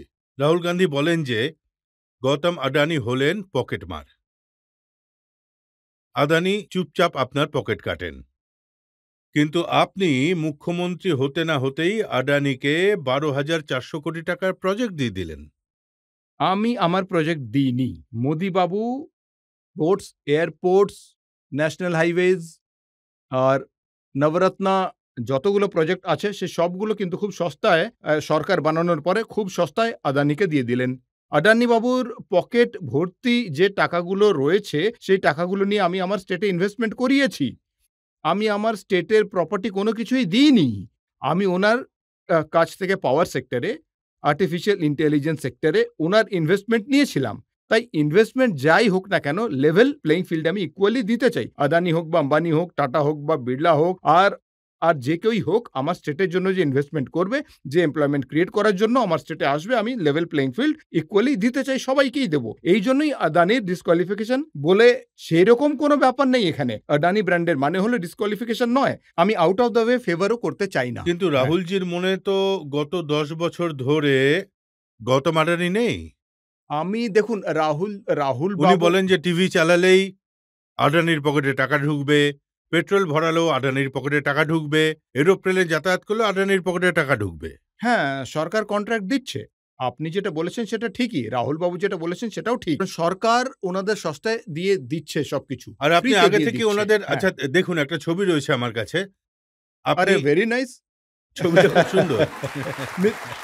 আমি ওটা মিস হয়ে গেছে, আমি বের করে রাখতাম। আমি কি বন্ধ ঘরে থোড়াই আদানি বাবুর সঙ্গে দেখা করেছি? সাধারণ জনতার সামনে আমি আদানি বাবুর সঙ্গে দেখা করেছিলাম। আমি ওনাকে ইনভাইট করেছিলাম, আমাদের প্রদেশে ইনভেস্টমেন্ট করুন, আপনার টাকা নিয়ে আসুন, তেলেঙ্গানাতে কাজে লাগান। আর রাজা শর্মা বাবু, আপনিও যদি কিছু ইনভেস্ট করতে চান তাহলে you are most welcome to Telangana. কারণ I am being a chief minister, I have to invite investment, I have to create employment in my state. Okay, না, বাকি লোকেদের সাথে আপনি করেন, আপনি টাটার সাথে করেন, বিড়লার সাথে করেন, সেখানে কোনো সমস্যা হয় না। কিন্তু আমরা তো প্রতিদিন দেখি যে রাহুলজি বলেন যে বিজেপি যেখানেই সুযোগ পায় সেখান থেকে জমি ছিনিয়ে নিয়ে আদানিকে দিয়ে দেন। ওনার মাথায় এমন ছবি তৈরি হয়ে গেছে যে আদানি এই দেশকে লুটে পুটে খেয়ে ফেলছেন। তাই যে মানুষটা দেশকে লুটে পুটে খাচ্ছে সেই মানুষটা তেলেঙ্গানার বড় ইনভেস্টর, সেটা কি করে আমি সম্ভব? লুটপাট করতে দেব না, কারণ আমি আছি তো, রেবন্ত আপনি রেড্ডি আটকাবেন আছে ওনাকে? সেখানে। না না রাজা শর্মা বাবু, সেখানে তেলেঙ্গানাতে রেবন্ত রেড্ডি আছে, আমি কাউকেই তেলেঙ্গানাতে লুট করতে দেব না। আমি শুধু ইনভেস্টমেন্ট নেব, আমি এমপ্লয়মেন্ট দেব, ইনভেস্টমেন্টের গ্যারেন্টি দেব। যে ইনভেস্টর আমার প্রদেশে ইনভেস্টমেন্ট করার জন্য আসবে তার গ্যারেন্টি দেব আমি। তার টাকা পয়সার জন্য কোনো চিন্তা করার প্রয়োজন নেই। তাই investment guarantee something different from looting public money. So I am there to protect my people. কিন্তু এমন অনেক লিডার রয়েছেন যারা কিছুদিন আগেই কংগ্রেস ছেড়ে দিয়েছেন, যারা কংগ্রেস পার্টির স্পোক পার্সন ছিলেন। তারা এটা বলেন যে কংগ্রেসে তাদের বলা হয় যে ওয়েলথ ক্রিয়েটারদের বিরুদ্ধে বলো, ওয়েলথ ক্রিয়েটারদের মানে আডানিকে আম্বানিকে দাঁড়াতে দিও না। এখন যারা ছেড়ে দিয়েছে তাদের কথা ভেবে কি লাভ? কি করতে যাচ্ছে? কোন পার্টিতে যাচ্ছে? ওরা এই ভাষায় কথা বলবে। কারণ ইনফোসিস ছেড়ে যদি কেউ উইপ্রোতে যায় তাহলে উইপ্রোর ভাষাতেই বলতে হবে যে আপনি কোন পার্টিতে যাচ্ছেন? আপনি কি থোড়াই রাজনীতি ছেড়ে চলে যাচ্ছেন? টেলিভিশনের জন্য, প্রমোশনের জন্য, কেসগুলোর হাত থেকে বাঁচার জন্য কেউ যখন পার্টি ছেড়ে যায়, পার্টিকে ২-৪ টে পার্টির বিরুদ্ধে বলার জন্য বলে দেবে। তাদের যারা বাবা-মা রয়েছেন তারা বলে দেবেন যে, "ভাই তুমি গিয়ে তোমার পার্টিকে ২-৪ টে গালাগাল দিয়েছো। তখনই তোমাকে বড় চেয়ার দেওয়া হবে।" তো তাহলে এটা ঠিক কি রকম রাজনীতি হলো? এখন কেটিআর তো আজই স্টেটমেন্ট দিয়েছেন যে লোকসভা ইলেকশনের পর রেবন্ত রেড্ডিও বিজেপিতে যুক্ত হয়ে যাবেন। এখন তো আমি সেটাই বলছি। ওই যে আন্ডারস্ট্যান্ডিং রয়েছে লোকসভাতে আজও ৫ টা সিট জেতার। লোকসভা সিট থেকে আমি আপনাকে বলে যাচ্ছি মহবুবনগর, ছেবেলা, বনগেড়ে, জাহিরাবাদ, মালকাজগিরি এই ৫ টা সিটে বিজেপির লোকেরা সোজাসুজি বিজেপিকে জেতানোর জন্য দায়িত্ব নিয়েছিল। ঠিক আছে? ওরা দায়িত্ব যখন নিয়েছে তখন আমার বিরুদ্ধে কে কি বলবে? আমি যদি বিজেপিতে যেতে হতো আমায় তাহলে ২০১৭ তেই আমি চলে যেতাম। তখন বিজেপি সরকারে ছিল। আজ আমি কংগ্রেস পার্টি থেকে মুখ্যমন্ত্রী হয়েছি। আমার আর কিসের প্রয়োজন? যদি আমার পাওয়ারেরই প্রয়োজন ছিল তাহলে আমি তখনই ওদের পার্টিতে ২০১৪ চলে যেতাম আর মন্ত্রী হয়ে যেতাম। ২০১৭ বিজেপিতে যেতাম তাহলেও মন্ত্রী হয়ে যেতাম। আমি all these days 17 years I have been in opposition. আমার নিজের নামে, আমার নিজের পরিশ্রমে আমি ভোটে দাঁড়িয়ে আমি ভোটে জিতে মুখ্যমন্ত্রী হয়েছি। আমি কারুর মার্সিতে হইনি। বাবার নাম দিয়ে, ঠাকুরদার নাম দিয়ে আমি মুখ্যমন্ত্রী হইনি। আমি পরিশ্রম করে মুখ্যমন্ত্রী হয়েছি। তাই কেটিআর এর সাথে আমার কি যায় আসে? আরে ভাই ওটা তো ম্যানেজমেন্ট কোটা। বাবার নাম দিয়ে চাকরি পেয়েছে ওরা। বাবার নাম ছাড়া ওরা চাপরাশিও হতে পারবে না। কিচ্ছু নয়। আবার আমার বিরুদ্ধে কি বলবে? উনি তো ডায়লগটা ভালো দিয়েছেন। উনি বলেছেন যে রেবন্ত রেড্ডি হলেন ছোট মোদি। তাই ছোট মোদি, বড় মোদি আর আডানি মিলে তেলেঙ্গানাতে ট্রিপল ইঞ্জিনের সরকার বানাবেন। এখন ছাড়ুন, ওনাদের খুশি হতে দিন। আর সেটার কতই বা দূরে, মাত্র ২ মাস বাকি। ২ মাস পরেই তো সবকিছু জলের মতন পরিষ্কার হয়ে যাবে। এমন অনেক লোকজন আছে, এটা তো সত্যি যে তারা কংগ্রেস ছেড়ে দিয়ে চলে গেছেন। আর বড় বড় লিডারদের মধ্যে এমন কিছু লিডার আছেন যারা রাহুল গান্ধীর আশেপাশে সবসময় থাকতেন, সেটা সিন্ধিয়া হোক, জিতেন প্রসাদ হোক, অথবা আরপিএন সিং হোক। তাহলে কোনো না কোনো কারণ তো নিশ্চয়ই আছে ওনারা পার্টি ছাড়ছেন। অনেকগুলো কেস রয়েছে। ইডি কেস আছে, ইনকাম ট্যাক্স কেস আছে। আপনি তো জানেন মোদিজির স্লোগানটা? আইস আর নাইস। আইসের মানে হলো ইনকাম ট্যাক্স, সিবিআই, ইডি। নাইসের মানে হলো narcotics, income tax, CBI, ED. আপনি কি নিতে চান? আইস চান না নাইস চান? কি ধরনের কেস আপনি চান? তাই এর মধ্যে থেকে আইস অথবা নাইস এই নেতাদের অফার করেছেন হয়তো উনি। সেই জন্য উনারা সেখানে চলে গেছেন। তাহলে কেসিআর এর এমএলএ আর মেয়র ছেড়ে দিয়ে আপনার পার্টিতে এসছেন ৩ জন এমএলএ আর একজন মেয়র। তাহলে আপনি তাদের কি অফার করেছেন? আইস রাজ্যসভা না মেম্বারের নাইস? ফ্লোর লিডার কেশব রাও বাবুর BRS leader of the house মানে তো আপনি কি দিয়েছেন? আইস না নাইস? কিছুই দিইনি, শুধু ভালোবাসা দিয়েছি। সেই জন্য ওরা পুরো কংগ্রেসের পরিবারের আপনিও কি মতো। কোনো ওয়াশিং মেশিন লাগিয়েছেন নাকি? না, এখনো কেনা হয়নি। এখন তো এই সবেমাত্র নতুন সংসার পেতেছি। কেনা হয়নি এখনো। কেজরিওয়াল তো এখন জেলে রয়েছেন, অথচ সিএম হয়েই থাকতে চান। আপনার কি মনে হয় এটা সঠিক? একদম সঠিক কথা। ওনাকে তো ইলিগাল অ্যারেস্ট করা হয়েছে। উনি কি করতে পারেন? সরকার তো চালাতেই হবে। তাই যে প্রক্রিয়ায় অ্যারেস্ট করা হয়েছে গোটা দেশের জনসাধারণ দেখছে। ২ বছর ধরে কেস চলছে। ইলেকশনের সময় অ্যারেস্ট করে ভেতরে ঢুকিয়ে দিয়ে ভোটে দাঁড়াতে দেওয়ায় উনি ভোটে হেরে যান। আন্দোলনের সময় ভারতীয় জনতা পার্টি ওনাকে অ্যারেস্ট করেছিল। আর ২ মাস পর যদি অ্যারেস্ট করত তাহলে কি যায় আসতো? যখন ইলেকশন শিডিউল অ্যানাউন্স হয়ে গেল তখন সোরেন বাবুকে অ্যারেস্ট করা হলো। উনি ছিলেন সিটিং চিফ মিনিস্টার, তাই তো? কেজরিওয়াল বাবুকে অ্যারেস্ট করা হলো। ২-৩ বছর ধরে এই কেস চলছে। আরে ভোটের সময় যখন কেজরিওয়াল বাবুকে অ্যারেস্ট করা হলো উনি আর কি করতেন? তাই কেউ যদি ইলিগাল ডিটেনশন করে তাহলে সেটা তো অন্যায়। যদি কেসে এভিডেন্স থাকে, এভিডেন্স যখন ছিল তাহলে ২ বছর কেন চুপ করে বসেছিলেন? এই কেসে যদি এভিডেন্সই না থাকে তাহলে আপনি ভোটের সময় অ্যারেস্ট করলেন কেন? তাই এর জন্য মোদি বাবুকে জবাব দিতে হবে। মোদি বাবু যে কায়দায় সরকার চালানোর চেষ্টা করছেন, যে কায়দায় সরকারকে বাঁচানোর চেষ্টা করছেন সেটা সঠিক নয়। দেশের পক্ষে মোটেই ভালো নয়। আপনি কারাপশনকে পানিশমেন্ট দিচ্ছেন, তাতে আমি কোনো বাধা দেব না। সিচুয়েশন অফ অ্যারেস্ট 140 কোটি লোক দেখছে কিন্তু ইলেকশন আসার পর কোনো চিফ মিনিস্টারকে কোনো প্রাইম মিনিস্টার যে কোনো পার্টি যে কোনো সরকার ইলেকশন কোড আসার পর ইডি গিয়ে যদি অ্যারেস্ট করে তাহলে এটা কোনো দেশের পক্ষে শোভনীয়? এটা কি কায়দা? কি হচ্ছে এই দেশে? রেড্ডি সাহেব, আপনি যদি কেসিআর কে জেলে ঢোকান, তার জন্য যদি ডাবল বেডরুম বানান, তাহলে সেটা সঠিক। না, আমি সিচুয়েশনের কথা বলছি। এটা যেটা যদি সত্যিকারে কেজরিওয়াল বাবুর পলিটিক্যাল পার্টির অন্যায়টা কি বলুন? একজন মদ ব্যবসায়ীর কাছ থেকে ১০০ কোটি টাকা উনি নিয়েছেন। সেই টাকা ব্যবহার করেছেন গোয়া ইলেকশনে এবং পাঞ্জাব ইলেকশনে। এইটুকুই তো? তাহলে সেই একই মদের ব্যবসায়ী ইলেকটোরাল বন্ড ৪৫০০ কোটি টাকা ভারতীয় জনতা পার্টিতে দিয়েছে অ্যারেস্ট হওয়ার পর।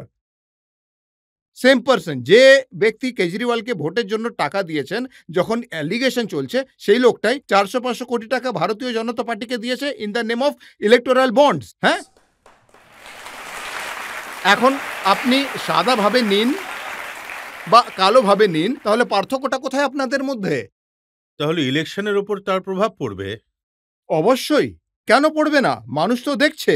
ওই যে সেই লোকটা যে ইলেকটোরাল বন্ড সুপ্রিম কোর্টের জাজমেন্টের পর পুরোপুরি পরিষ্কারভাবে দেখা যাচ্ছে কোন কোন ইলেকটোরাল মানে কোন কোন পার্টিকে কি দেওয়া হয়েছে। 22,500 ইলেকটোরাল বন্ড কেনা হয়েছে গোটা হিন্দুস্তানে। তার মধ্যে 6,780 crore ভারতীয় জনতা পার্টি 4 বছরের মধ্যে পেয়ে গেছে। ঠিক আছে, আচ্ছা আপনি আমায় বলুন যে এরা সবাই কারা যারা এই গল্পগুলো দিয়েছে?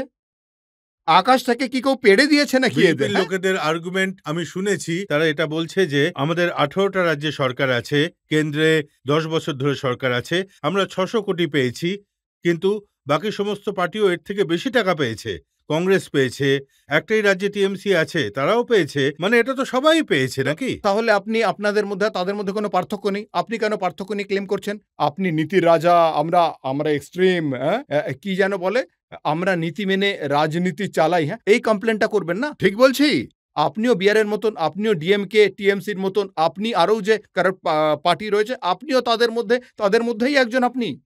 আপনি আলাদা কথা কেন বলছেন? আপনি কোনো মতে আলাদা নন, আপনিও তাদেরই একজন। আপনি এটা বলছেন যে কেজরিওয়ালকে আর সোরেনকে অ্যারেস্ট করাটা লোকসভা ইলেকশনের রেজাল্টের ওপর প্রভাব ফেলবে?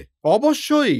যে ভারতীয় জনতা পার্টি, আমি বিদ্যার্থী পরিষদ থেকে দেখে আসছি ভারতীয় জনতা পার্টিকে, মানে আমার মতে 81 থেকে শুরু হয়েছিল ভারতীয় জনতা পার্টি। আচ্ছা, আমি 85 ইলেকশন থেকেও সবসময় লিটল বিট ইলেকশনের আগে ১.৫ বছর আগে, ২ বছর আগে ঠিক ওদের একটা এজেন্ডা রাখা হতো। ঠিক আছে তো? যে এই এজেন্ডার ওপর এইবার ইলেকশন লড়তে হবে।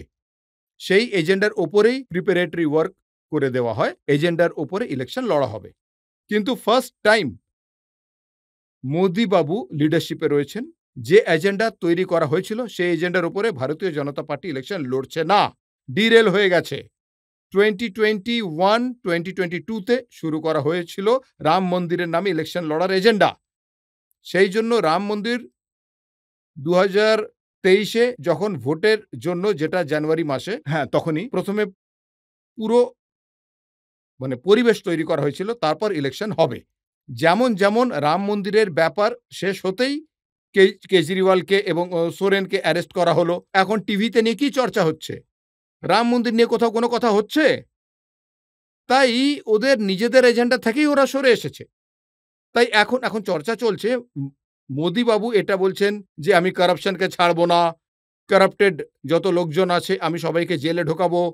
যদি আপনি এটাই করতে চান তাহলে হেমন্ত বিশ্ব শর্মার উপরে যে কেস চলছে একবার বলুন, তাকে কেন জেলে ঢোকাননি? বলুন। জ্যোতিরাদিত্যের উপর কেস চলছে, তাকে জেলে ঢোকাননি। নবীন জিন্দালকে পার্সোনালি নিয়েছেন, অশোক চৌহানকে পার্সোনালি নিয়েছেন, অজিত পাওয়ারকে নিয়েছেন। কংগ্রেসের লোকজনের নাম বলছেন।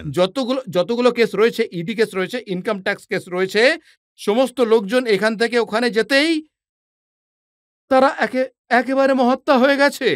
এইসব লোকজনকে সাথে বসিয়ে, আশেপাশে বসিয়ে মোদিবাবু বলছেন যে আমি কারাপশনের বিরুদ্ধে ইলেকশন লড়ছি।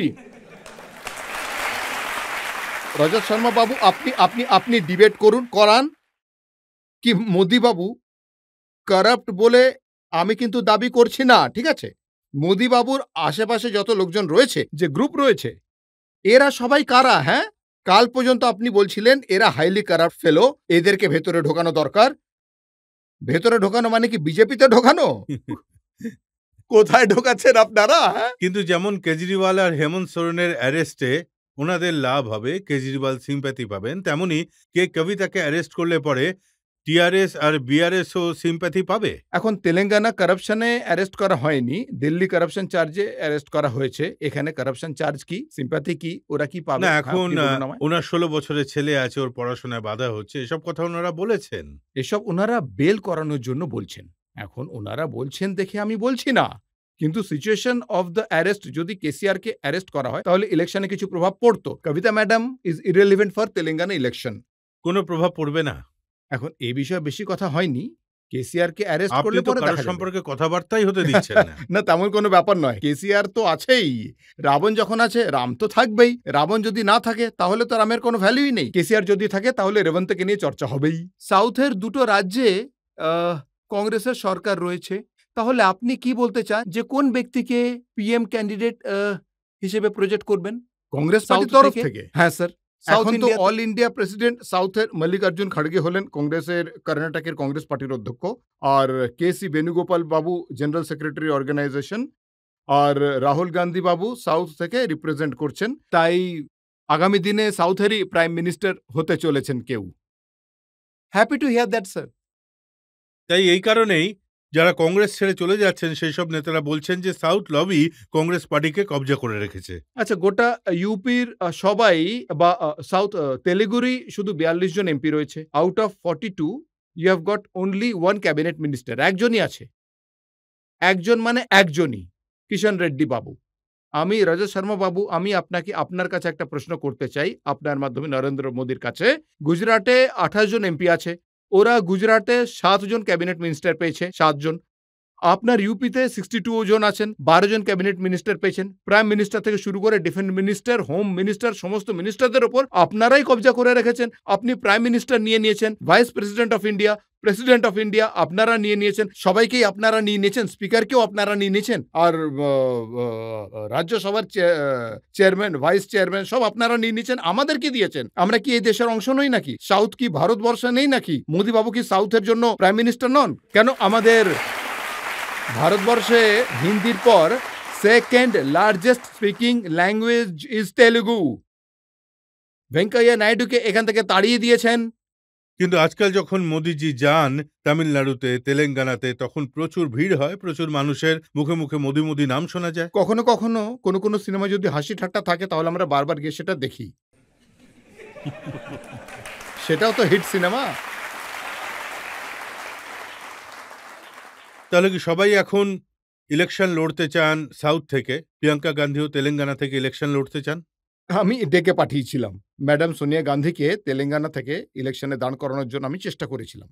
সোনিয়া ম্যাডাম রাজস্থান থেকে রিপ্রেজেন্ট করেছেন, আর প্রিয়াঙ্কা ম্যাডামকে, রাহুল বাবুকে আমরা ডেকেছিলাম, উনি আসেননি। তেলেঙ্গানার জন্য আমরা প্রিয়াঙ্কা ম্যাডামকে ওয়েলকাম করেছিলাম, কারণ তেলেঙ্গানা স্টেট তৈরি হয়েছে সোনিয়া ম্যাডামের জন্যই। সত্যি না হলে আরো 100 বছর কেটে যেত, তেলেঙ্গানা কিন্তু তৈরি হতো না। এই কারণে আমি সব সময় এটা মানুষের কাছে শুনি যে তাদের পরিবারের কাউকে না কাউকে তেলেঙ্গানা থেকে রিপ্রেজেন্ট করা হয়েছে, কারণ এই তেলেঙ্গানা স্টেট তৈরি হয়েছে ওনাদের পরিবারের জন্য। তাই সেই পরিবারকে তেলেঙ্গানা থেকে রিপ্রেজেন্ট করা হয়েছে। তাই সেটা আমাদের কাছে গর্বের কথা। তাই আমরা চেষ্টা করছি, কিন্তু এখনো পর্যন্ত তারা রাজি হননি। আর একটাই প্রশ্ন নিতে পারবো, যে ইলেকশন পোল রয়েছে তার হিসেব অনুযায়ী তৃতীয়বারও প্রধানমন্ত্রী নরেন্দ্র বাবুই হচ্ছেন, আর উনি নিজেও বলেন যে এইবার 400 পার। তাহলে এটা নিয়ে আপনার স্টেটমেন্ট কি? না, এখন এটা স্লোগান দেওয়ার পক্ষে খুব ভালো। এখন 302 বা 303 যাই পেয়েছেন, গুজরাটে 28টা সব পেয়ে গেছেন, রাজস্থানে 25টা সবকিছু পেয়ে গেছেন, হরিয়ানাতে 10টা সবকিছু পেয়ে গেছেন, দিল্লিতে 7টা সবকিছু পেয়ে গেছেন, ইউপিতে বিজেপি 62টা পেয়েছে অ্যালায়েন্স আর সবকিছু মিলিয়ে 65-70, আর বিহারে সবকিছু পেয়ে গেছেন একটা দুটো ছেড়ে। সব জায়গায় 100% পেয়ে গেছে, আদারওয়াইজ 95%। এইসব পাওয়ার পর 300 নাম্বার পর্যন্ত পৌঁছে গেছে ভারতীয় জনতা পার্টি। এখন যদি 400 পেতে হয় তাহলে পাকিস্তানে জিততে হবে, ভারতবর্ষে হবে না। কারণ এইবার দিল্লিতে সবকিছু পাওয়া যাবে না, রাজস্থানেও পাওয়া যাবে না, বা হরিয়ানাতেও পাওয়া যাবে না, গুজরাটেও পাওয়া যাবে না। সে যত সিট ততটা সিট পাওয়া যাবে না, বিহারেও পাওয়া যাবে না। সাউথের 129 আছে, 100 এবং 29 কর্ণাটক থেকে out of 27 they got, this is the figure. এবারে তো 10টা 12টাও পাবে না হয়তো, গতবার তেলেঙ্গানা থেকে 4টে, এবারে হয়তো 2টো পাবে। তাহলে কোথা থেকে 400 পাবে? কোথায়? হ্যাঁ, আমি আমি বুঝতে পারছি না। আমি আজ রজত শর্মা বাবুর প্রোগ্রামে বলে যাচ্ছি যে রেজাল্টের পর আমি ফোন করে রজত শর্মা বাবুর সাথে কথা বলবো। 214 থেকে 240 পর্যন্ত, ওকে, ম্যাক্সিমাম ভারতীয় জনতা পার্টির নাম্বার, তার বেশি পাবে না কখনোই। কিন্তু ইলেকশনের জন্য আমরা একটা পারসেপশন ক্রিয়েট করে থাকি। কেসিআরও একই কথা বলেছিল, 119-এর মধ্যে 100 সিট পাবে, কিন্তু পেয়েছে 39। হ্যাঁ, তাই মোদিবাবু এরকমই 400-র কথা বলছেন, হয়তো 200ও পাবেন না, ঠিক আছে। একটা জেনারেল পারসেপশন ক্রিয়েট করার জন্য পলিটিশিয়ান এবং হোয়াটসঅ্যাপ ইউনিভার্সিটি, মোদিবাবুর এটা বিশাল বড় সাকসেস তো এটাই, তাই না? হোয়াটসঅ্যাপ ইউনিভার্সিটিতে তো 400 তৈরি করে দিয়েছেন। কিন্তু এবার তো সেরকম কিছু নয়, মানুষ চিন্তা ভাবনা করছে। বেকারই কিছুদিন আগে সার্ভে করা হয়েছিল, এখানকার অবস্থা দেখানো হয়েছে 62% of the population youngsters anti Modi হচ্ছে। যে এসেনশিয়াল কমোডিটির প্রাইস 72% বেড়ে গেছে, 400 টাকার সিলিন্ডার 1200 টাকা হয়ে গেছে, 50 টাকার পেট্রোল 100 টাকা থেকে 110 টাকা হয়ে গেছে, প্রতিটা জিনিসের মূল্য বেড়ে গেছে।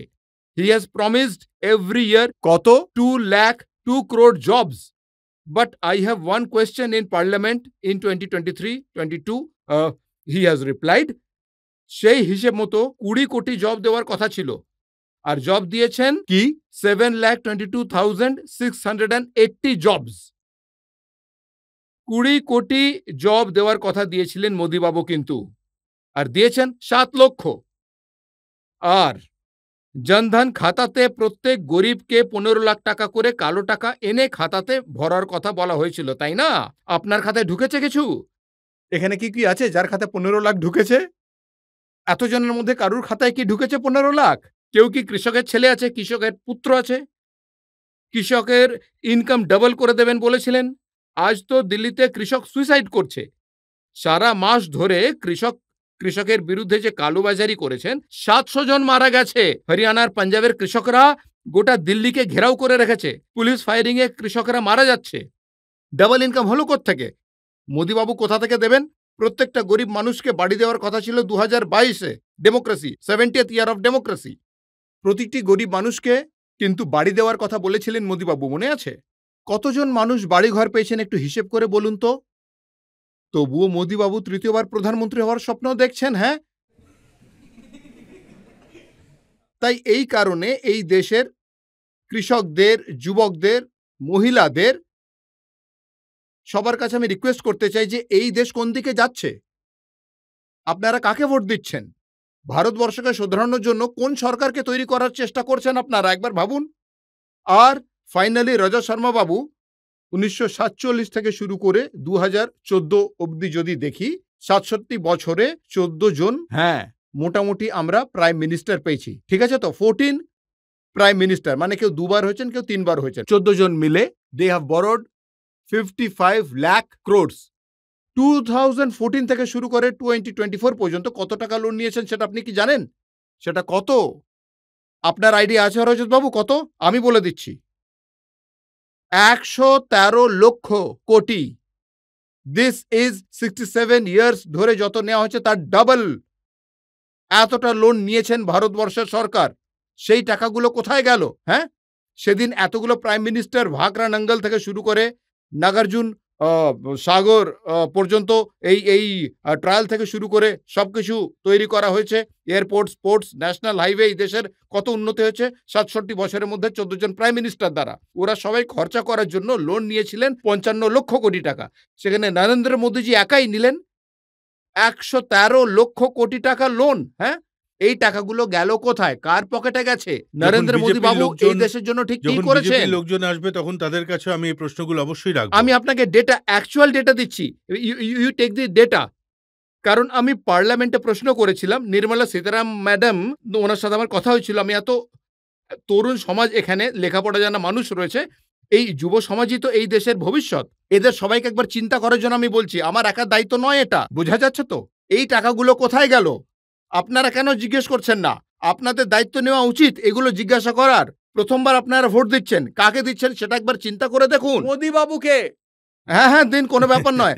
আর আরো একটা ব্যাপার, আরো একটা 100 কোটি আপনাকে, আরো 100 কোটি আপনাকে আপনার পরিবারের উপর খরচ হবে। তখন আপনারা বুঝতে পারবেন যে নিজের না, না, প্রপার্টি আপনার বিক্রি অধিকার করে আছে নিয়ে। এই প্রশ্ন করার, অবশ্যই। আর আমাদেরও দায়িত্ব হলো এই প্রশ্ন করা আর উত্তর নেওয়া, জনতার উত্তর জানা উচিত। কিন্তু এই চিৎকার চেঁচামেচির একজন মানুষের স্বপ্ন রয়ে গেল। রবার্ট বাড্রা এবার ভোটে লড়তে চান। যে voter Indian citizen, anyone can contest. উনি আমেঠি থেকে লড়তে চান। ওনাকে তো আপনি তেলেঙ্গানাতে অ্যাডজাস্ট করতে পারেন, কারণ বাকি তো আর কেউ আসছে না। টিকিটই কিন্তু সিইসি ফাইনাল করে। যদি সিইসিতে যদি ফাইনালাইজ হয়ে যদি যে কাউকেই দেওয়া হোক, রজ শর্মা বাবু যদি তেলেঙ্গানা থেকে লড়েন, আমি রাজি, তাতে অসুবিধা নেই। আরো একটা ব্রেক নিয়ে নেবো, আর ব্রেকের পর আপকে আদালতে রেবন্ত রেড্ডির ওপর প্রশ্নের অভিযোগের আজকের শেষ পর্ব। সেই কথাটা বোঝানোর জন্য রাহুল বাবু চেষ্টা করছেন। রাহুল বাবু রাম মন্দির, উনি তো শিব ভক্ত, সেটা তো আপনি জানেন রাহুল বাবু। হ্যাঁ, আমি ওনার ছবি দেখি। হ্যাঁ, তাহলে তাহলে তো কথাই শেষ হয়ে যাচ্ছে না।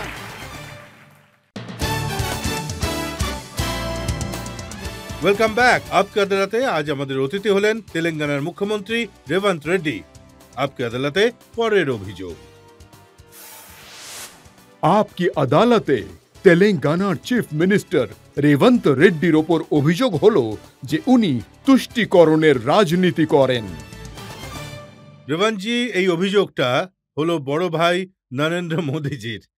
উনি বলেছেন যে কংগ্রেসের যে ম্যানিফেস্টো রিলিজ করা হয়েছে, এই ম্যানিফেস্টোর চিন্তাভাবনা সেটাই যেটা স্বাধীনতার আগে মুসলিম লীগের ম্যানিফেস্টো ছিল। আমি সব সময় আমি এই কথাটা বলতে চাই প্রদীপ বাবুকে, যে এই দেশে কি মুসলিমদের কোনো অধিকার নেই নাকি? মুসলিমরা এই দেশে, খ্রিস্টানরা এই দেশে, শিখরা এই দেশে, হিন্দুদের এই দেশে সম্পূর্ণ অধিকার আছে। প্রত্যেকেরই সমান সমান রিফ্লেকশন ইজ আওয়ার ম্যানিফেস্টো। মুসলিমও থাকবে, খ্রিস্টানও থাকবে, সেখানে সবাই, শিখও থাকবে, হিন্দুও থাকবে। আপনি আপনি যে যে মুসলিমদের টিকিট দেননি, তাহলে কি আপনি গোটা দেশের নেতা হতে পারবেন আপনি? তাই এতে পলিটিক্যাল এক্সপ্লয়টেশনের জন্য মোদি বাবু কতগুলো স্লোগান দেন। তো সেই জন্য ওই কিছু পুরোটা উনি যেটা ডিটেলসে দিয়েছেন, বলেছেন যে একদম মুসলিম পার্সোনাল ল, যেটা মুসলিম লীগের পার্সোনাল ল ছিল স্বাধীনতার আগের, এটা হলো সেইটা যেটা 1936-এর, আর যেটা হলো 2024-এ কংগ্রেসের ম্যানিফেস্টো। মুসলিম লীগ 36-এ মুসলিমরা বলেছিল ফাইট এগেনস্ট মেজরিটি, ওটা এবার ম্যানিফেস্টোতে আছে। 36-এ মুসলিমরা বলেছিল special scholarship job for Muslim, এটা কংগ্রেসের ম্যানিফেস্টোতে আছে। রজত শর্মা বাবু, ওরা কি বলেছে সেটা ছাড়ুন। ইন্ডিয়ান পিনাল কোড আলাদা, সিভিল কোড আলাদা। পিনাল কোডে ভারতবর্ষের যে কেউ হোক অন্যায় করলে তার পানিশমেন্টের জন্য পিনাল কোড আছে। Civil code is our practice. ভারতীয় জনতা পার্টি এইটা চেষ্টা করছে পিনাল কোড আর সিভিল কোডের মধ্যে যেন কোনো পার্থক্য না থাকে।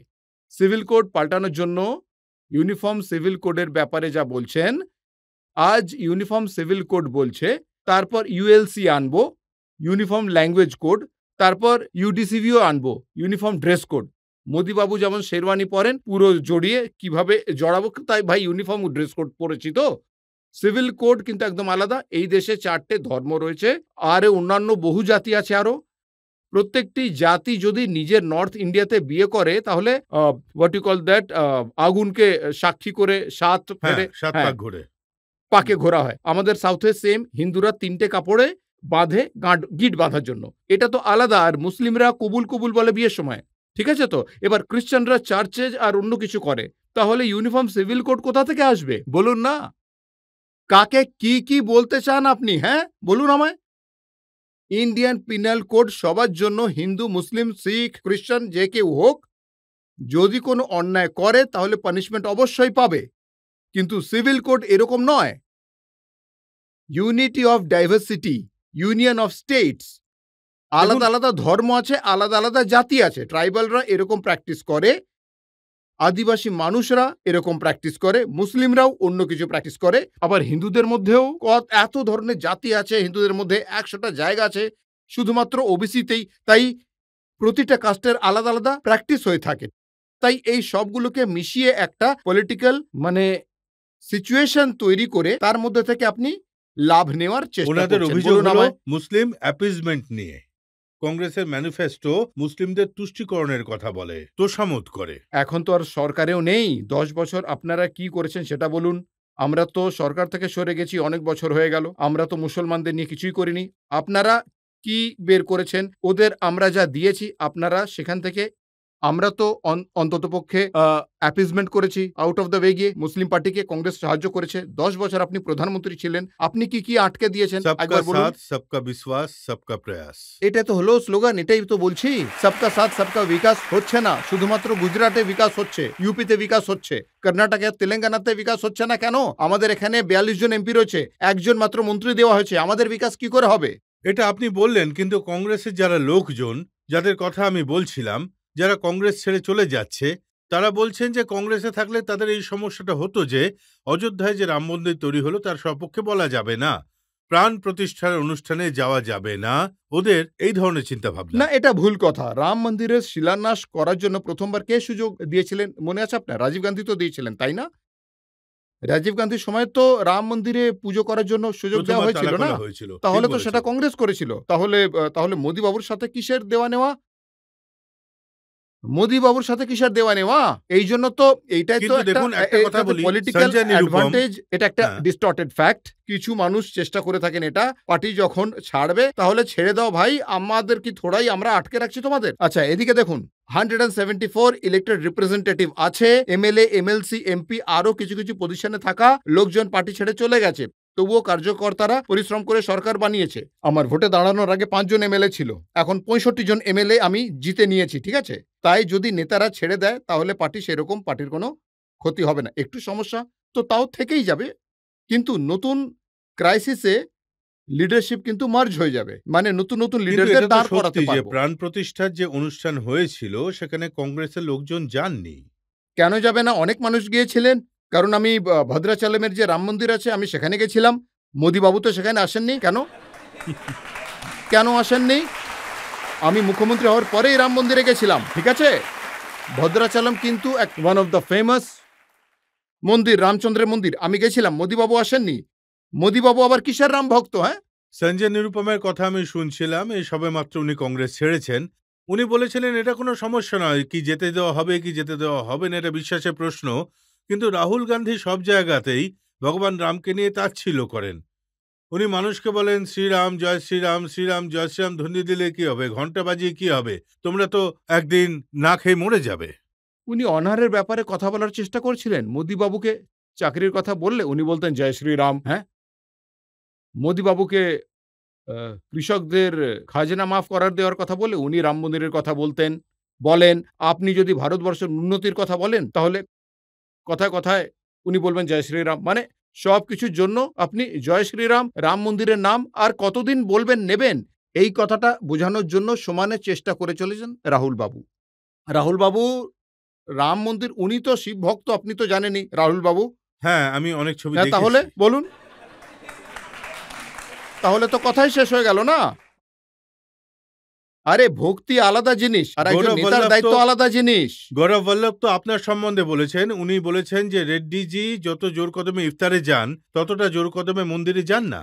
ওই তো এই কারণেই তো আমি বলছিলাম, পরশু আমি রাম মন্দিরে গেছিলাম, সেখানে গৌরব বল্লভ বা মোদিবাবু কেউই আসেননি। আপনি এর আগে বলেছিলেন ওপেনিং রিমার্কসে যে রেবন্ত হলো আরএসএস এর রেবন্ত নাকি নিক্কড়ের। হ্যাঁ, তারপর আপনি বলছেন মসজিদে যায়। তো তাহলে এই দুটো কন্ট্রাডিকশন কোথা থেকে এলো? হ্যাঁ, তো এটাই রেবন্ত রেড্ডির আসল রহস্য, উনি আরএসএস এর নাকি উনি ইসলামের। আমি হলাম তেলেঙ্গানার 4 কোটি মানুষের মুখ্যমন্ত্রী। I am neutral, I am not biased, I am not going to debate anything. আমি দুটো জিনিসের ওপর আপনার কমেন্ট চাইছি, যেটা দেশের মানুষের একটা ভাবনা। যেভাবে ডিএমকে লিডাররা, উদয়নিধি স্টালিন বলেছেন যে সনাতন ধর্ম হলো ডেঙ্গু ম্যালেরিয়ার মতো, আমাদের সবাইকে মিলে এটা ধ্বংস করতে হবে। এখন ওনার সেই দ্রাভিডিয়ান মুভমেন্ট, যেমন মোদিবাবু কারুর বিরুদ্ধে বলে পলিটিক্যাল অ্যাডভান্টেজ নেওয়ার চেষ্টা করেন, ঠিক আছে? তো উদয়নিধি সেই নিধিতেই কারুর বিরুদ্ধে বলে পলিটিক্যাল অ্যাডভান্টেজ নেওয়ার চেষ্টা করে চলেছেন, এটাই ব্যাপার। এই ধরনের এক্সট্রিম স্টেটমেন্ট হয় ভারতীয় জনতা পার্টির লোকেরা করে, নয়তো ডিএমকের লোকেরা করে। এই দেশের এই ধরনের কথার কোনো জায়গা নেই। আপনার ভিডিও আমি দেখি, আপনি যখন ভোট দিতে গেছিলেন তখন আপনি গোমাতার পুজো করেছেন। হ্যাঁ, করেছি। যেদিন আপনি অফিস গেছিলেন সেদিনও আপনি ভগবানের পুজো করেছেন। করেছি। আপনার তো কোনো সমস্যা নেই, কিন্তু উদয়নিধি বা রাজার সমস্যা কোথায়? এই রাজা বলেন যে আমরা তো রামের বিরোধী, আমরা তো হিন্দুত্বের বিরোধী। এই জন্য আমি বলছি, আমি পরিষ্কার করে বলতে চাই রজত শর্মা বাবু, যে বাই প্র্যাকটিস আমি একজন হিন্দু। আমি গর্ব করে বলছি আমি একজন হিন্দু। এর মানে আমি মুসলিমের বিরোধী, কি আমি খ্রিস্টানদের বিরোধী, কি আমি শিখদের বিরোধী, আমি এমন কারোরই বিরোধী নই। কিন্তু আমার ধর্ম হলো আমার ধর্ম, আমার পরিবার, আমার ঠাকুর দাদা যা শিখেছেন আমি সেটাই প্র্যাকটিস করছি। এতে অন্যায়টা কোথায়? ওটা তো হলো পার্সোনাল প্র্যাকটিস, ওটা হলো পরিবারের প্র্যাকটিস।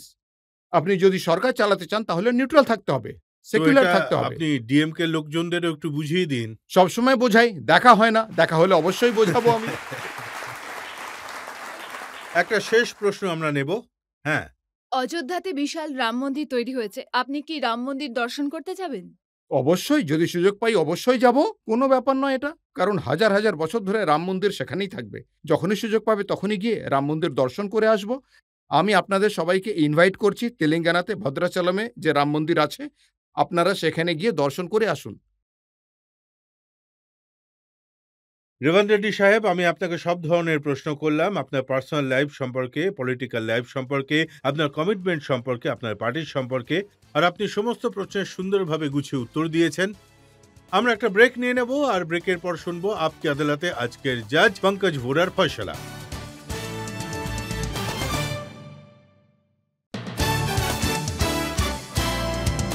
Welcome back. আজ আমরা মোকদ্দমা চালালাম তেলেঙ্গানার মুখ্যমন্ত্রী রেবন্ত রেড্ডির ওপর।